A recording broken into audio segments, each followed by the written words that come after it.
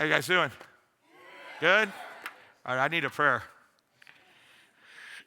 Father God, I pray that you open the minds and hearts of everybody here, and may you make this mess your message tonight, and let them hear your words and not mine. In Jesus' name, amen. You know, I thought we were getting moved up here. It's the first time I've been up here, and I thought, all right, cool. We won't have any lights shining right at my head, but I guess that's not changed any at all. That's going to be hard for me to read, and I'm getting old. Well, my name is Mike. I'm a Christian in recovery from drugs and alcohol. My sobriety date is May 25th, 2017. I have a sponsor who has a sponsor, and I have sponsees. I was born in Yonkers, New York, February 7th, 1969.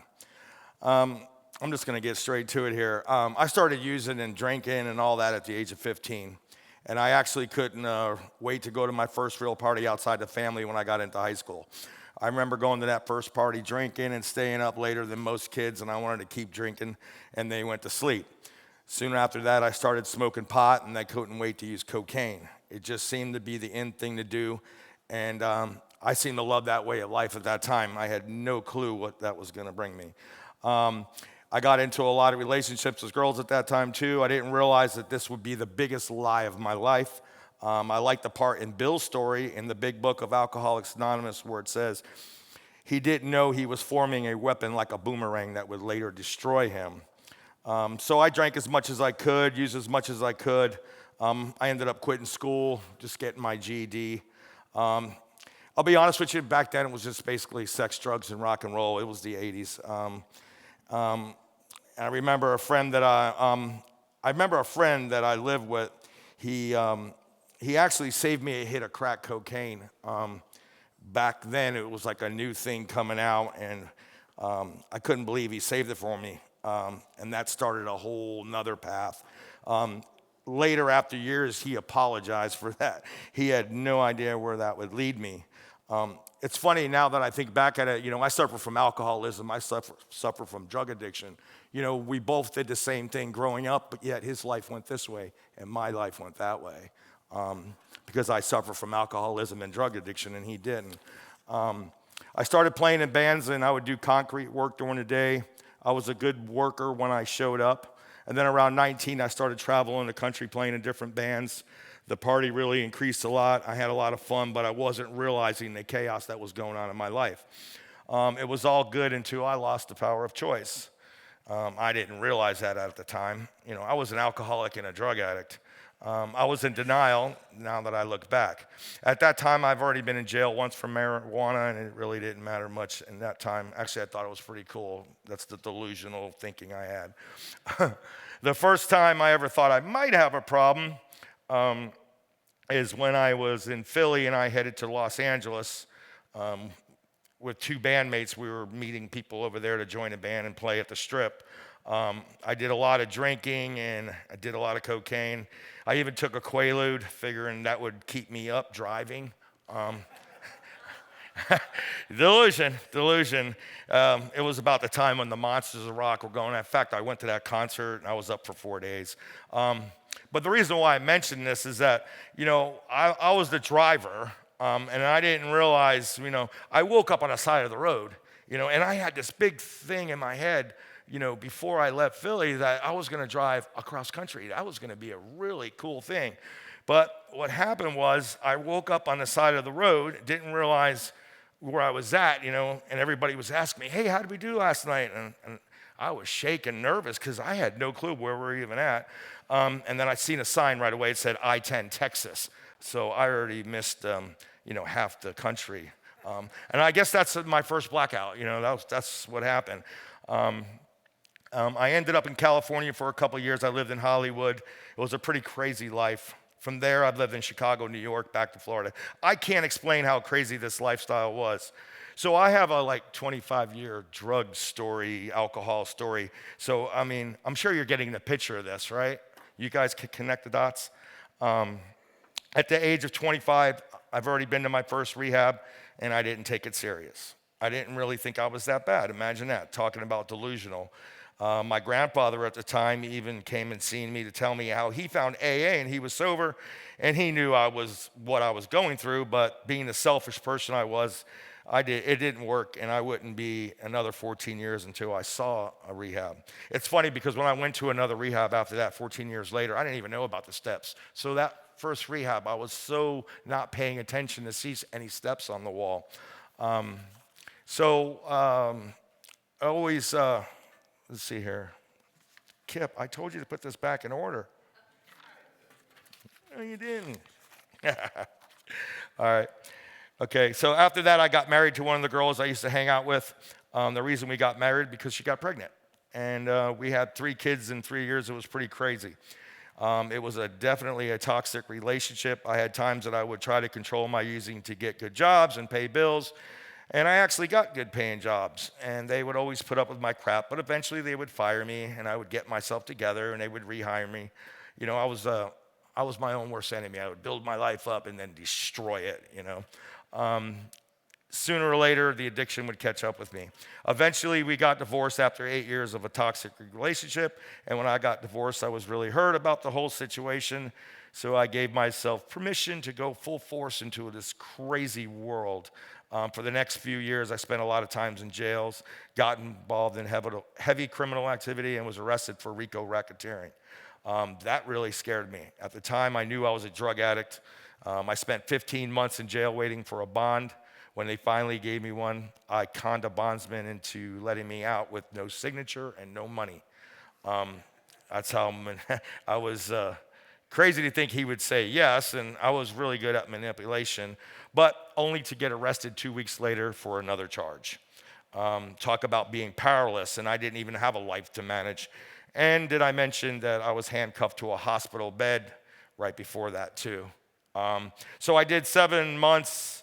I did another 7 months. So I did 22 months, got time served for numerous felonies. And when I get out, I knew I needed help. So I quickly got to the DATE program.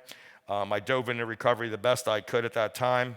And this is where I met people bringing in meetings. I learned about the steps. I learned how to go to meetings. You know, that was the big thing of that rehab. It really showed me how to go to meetings.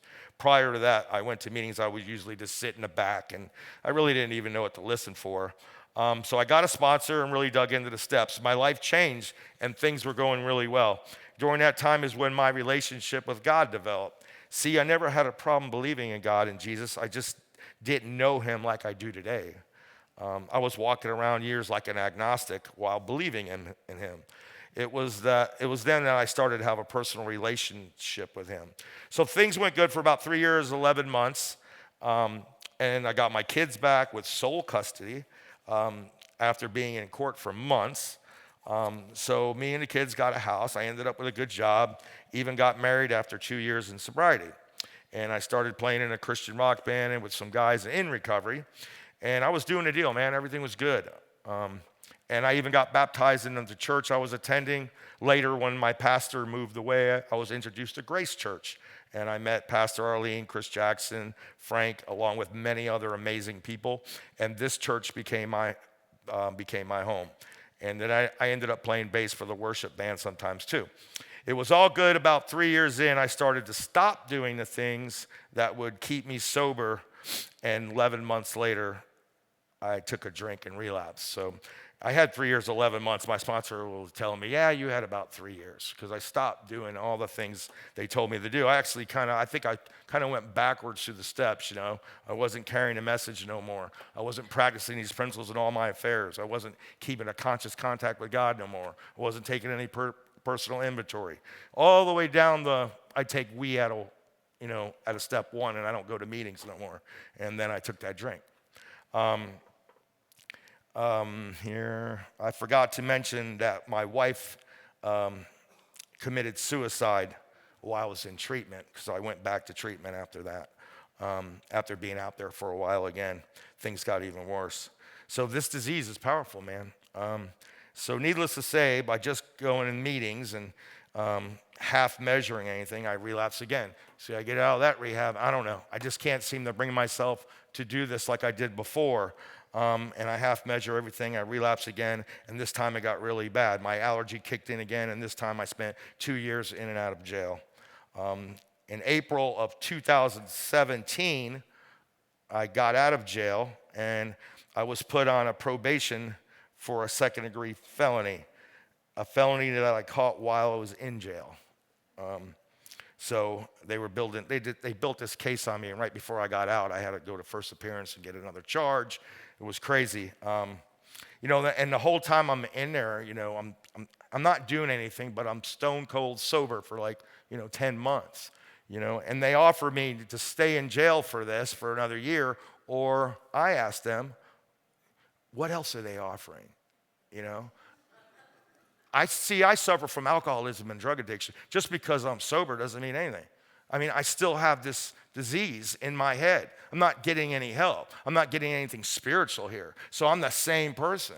Because the reason why I asked them that was to be truthful, because I want to drink. Now, I just explained this story to you. A normal person doesn't want to drink after that.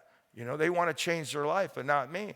So I had violated 5 state probations, and they were actually offering me probation again. And of course I took it.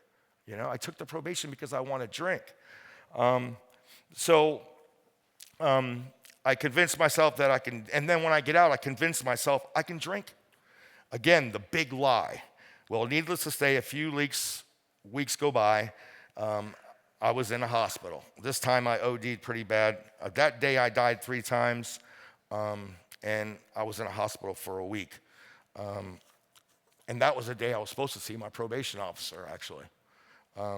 So needless to say I was lost.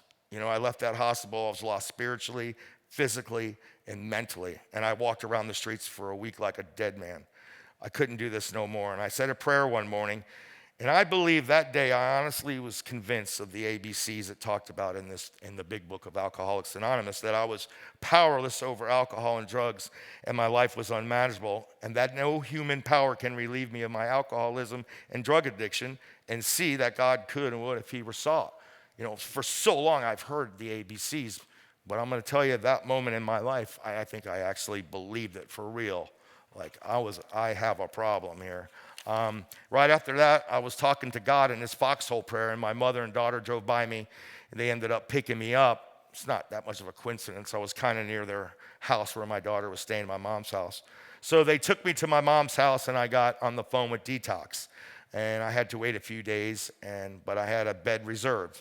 It was a rough few days, and my mom was skeptical of me making it, but who could blame her after that point? And I have done a lot of damage to her. My daughter was very encouraging to me. My granddaughter at the time was encouraging too. I would look at her being 1 year old, and I wanted to be around her. I knew if I didn't get any help, I wouldn't be around her. It's a pretty funny story because, when I got out of jail for just them 3 weeks that, I ended up ODing and supposed to see my probation officer, I never seen my granddaughter, and I knew that she was born, and I never got to see her. That's this disease. And when I'm laying there, waiting for Detox to take me, I remember one morning being really strung out, and my little granddaughter walked up and went, bam, right on my head. And she smiled at me. And I looked at her, and another moment in my life going, what am I doing? I don't want this. I don't want her to see me like this. And for some reason, I made a promise that day, I'm going to really do this.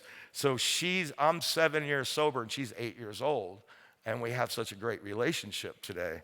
I always tell my daughter, she's one of the reasons why I got sober. I went to TLC. I lost my place. Sorry. And I went to, I got it. So they took my mom, says, I'm skeptical about me. Okay. I really don't like this, but it's great to have. My daughter was very encouraging to me. My granddaughter at the time was encouraging. I would look at her being 1 year old, and I wanted to be around her. And I knew if I didn't get any help, I wouldn't be.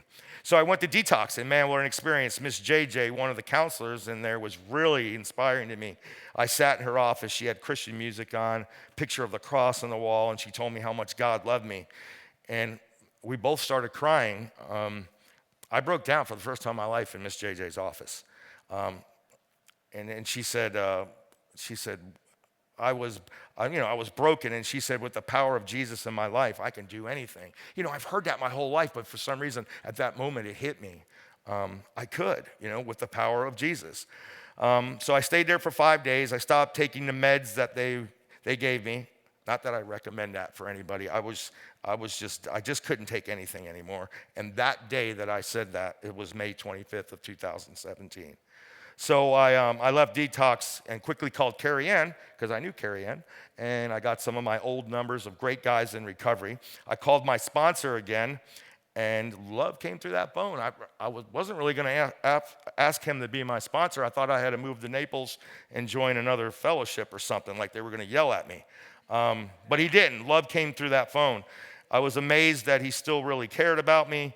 I then called Scott, went to an AA meeting about the doctor's opinion. It was incredible. It was like I was having a first step experience. Maybe I just really started to listen for the first time in my life. I went to TLC after that for 2 weeks. During that time, I was going to a lot of meetings, talked to my sponsor every day. I told him that I needed these steps really bad. And I knew these steps would make me feel better, and being an addict, I wanted to feel better. So I began reading the big book again, and I also started reading my devotional that my mom gave me, said Every Day with Jesus. So I went to TLC for 28 days. I really dove in. I called my sponsor a lot and began working the steps. The first 2 while I was in there. It wasn't easy in there, but I made it through. I was told by some of the fellows in there that I was too much into recovery. They really didn't understand that this was a life or death for me, and I wanted to live. My sponsor came to see me the last week I was there. He actually was speaking there. See, after 20 years, he still does 12-step work. Imagine that. We talked after that, and then we did a 3rd-step prayer right there in front of everybody. And it was just me and him, and it was a very powerful moment. And it was like I was starting to feel the power of God again. And I left a couple days later, and I launched into the 4th step. I moved into Carrie Ann's halfway house, and with nothing, but I didn't care. I really trusted God in this process. So since the halfway house was right near Grace Church Central, I was able to go to church Sunday morning. I was scared at first. I really didn't know why I was, but when I walked into breakfast church before the actual service, I saw Chris Jackson for the first time in years, and what an amazing scene. He hugged me, told me he loved me, we cried. And I seen everybody there that was there, and I felt like the prodigal son, man. I really did. I thought everybody was going to yell at me or I was going to be allowed in church. This is delusional thinking I had in the beginning, but I felt like the prodigal son, and the Bible was coming alive. The next day, I go to Celebrate Recovery, and this is when I was blown away. Rochelle was leading Celebrate Recovery, and she looked different, and she was glowing. Now, before, and all this time, Rochelle would be in these meetings getting white chips like every other week. It was like, here comes Rochelle, sometimes with the kids.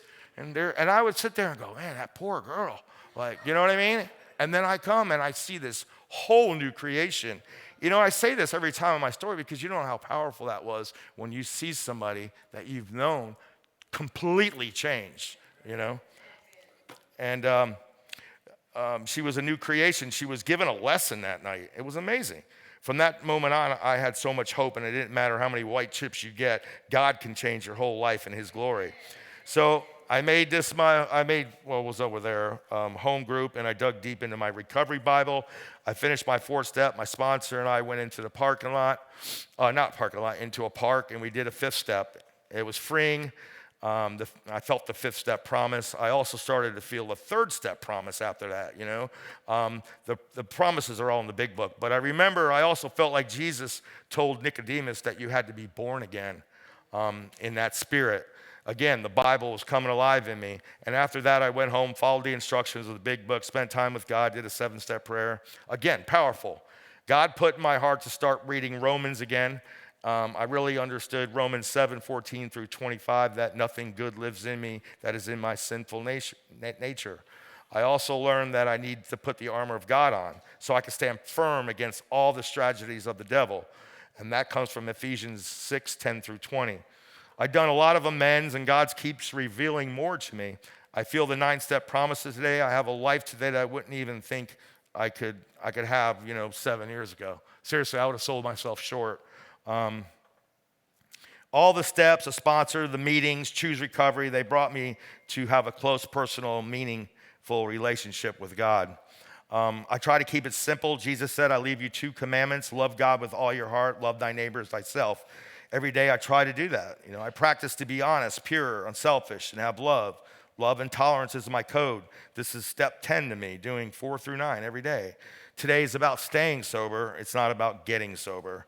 I've done that before and it never worked. First, I had to understand what alcoholism and drug addiction was really about, that no matter what, I was going to drink or use again, and I suffer from a spiritual disease that only God can save me from. It's not about studying a big book or the Bible. It's about experiencing the actions taken from the books, even when I don't understand them. Today, it's also about carrying the message to people who suffer from this disease. There's no other experience like it. It's when I feel close to God when I'm doing this. For me, it's all about the steps for me today. It's like all one big step. It's about carrying a message to others. I have sponsees. Man, it's when I'm working with another person, it's when I feel really close to God. The biggest thing I've learned from the Bible is love, And I love God with all my heart. I had to love myself again. I have to forgive people. Before I finish out with this prayer today, I had it all kind of wrong in the beginning when I got here, and I guess it's normal. I made a mountain out of these steps. I made everything, and that's because I just didn't want to let go to old ideas. It took me to keep practicing these steps for me to keep letting go. So these steps are alive into me every day. And I get restless and irritable and discontent if I'm not keeping up with this, and then I get right back to it. But I can brag about all the things I have today, but, the biggest thing is my relationship with God, and I got, this new person. People say I have me back. I don't even know who me was. I don't. I really don't. And today I could say I know myself. So I'm going to end with this prayer. It says here, it's from, Paul said this. It's in Ephesians 3:14 through 21. It says, when I think of all this, I fall to my knees and pray to my Father, the creator of heaven and on earth. I pray that his glorious, unlimited resources, he will empower you with inner strength through his Spirit. Then Christ will make a home in your hearts as you trust in him. Your roots will grow deep into God's love and keep you strong. And may the power to understand all of God's people should, how wide, how long, and how high, and how deep his love is. And may you experience the love of Christ through it is too great to fully understand. Then you will be made complete with all the fullness of life and the power that comes from God.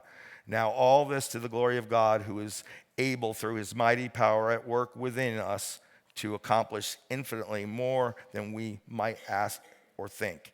Glory to him in the church. Thank you. My name is Mike, and I'm a child of God.